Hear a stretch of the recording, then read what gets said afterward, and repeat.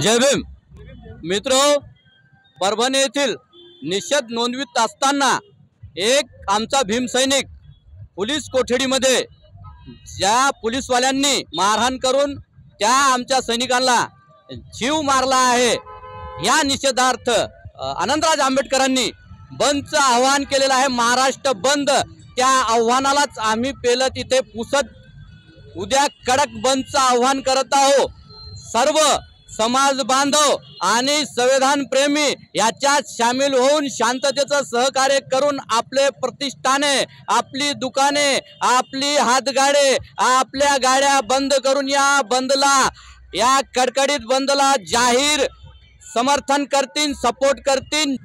आणि या निषेधार्थ उद्याला सकाळी 3 पुतळ्याजवळ 9 वाजता हाजरी लावून उद्या शांततेची रॅली आपल्याला पुसतभर काढून उद्या कडकडीत बंद पाळायचा आहे।